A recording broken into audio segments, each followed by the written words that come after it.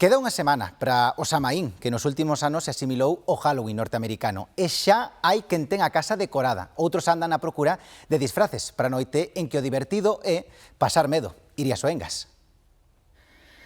Si, o Samaín é unha tradición ancestral que celebraba o remate das colleitas e o comezo do inverno. Era tamén o momento en que se abrían as portas entre este mundo e o máis alén para darlle a benvida aos mortos. A tradición celta migrou a América para converterse no actual Halloween. Hai moitas localidades galegas que están a recuperar a esencia do Samaín, mentres que na rúa triunfa o espírito de Halloween con disfraces terroríficos ou nenos que piden doces polas portas. Queda menos dunha semana, pero xa hai quen está na procura do disfraz máis terrorífico.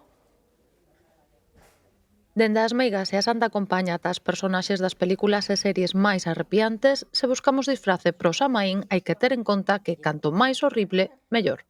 Algo así como terrorífico, suelta un poco de sangre, algo que sea de miedo, que dé miedo. Tenemos la temática de Beetlejuice, que también salió la película, entonces la gente quiere Beetlejuice. Y bueno, después está también los personajes clásicos de siempre, la bruja, el brujo, los fantasmas. Pero vamos a ir disfrazados de Midsommar, e logo o venres na Coruña, vou sair por donde sexa e vamos de Pierrots, tipo os payasos. Eu voume disfrazar de vampira cas miñas amigas. En tendas de disfraces e complementos traballan estes días para que os que se suman á noite do terror poidan sacar o seu lado máis escuro. Vou ir de esqueleto. E como é o disfraz? Es como un chándal, como un esqueleto de Frankenstein. Estou no pensando porque vou a un concerto e no concerto sí que se dixo que os cantantes podían ir disfrazados e tal, entón animábase a xente que ia. Aquí por Santiago temos o plan pois ir pola zona bella de bares para ver o ambiente que hai.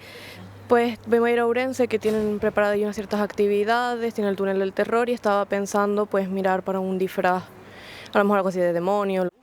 Queda tempo para pulir os detalles dos traxes ata o próximo venres. Outra cousa é a decoración das casas. Xa hai días que vivendas e negocios locen cabazas, esqueletes ou fantasmas.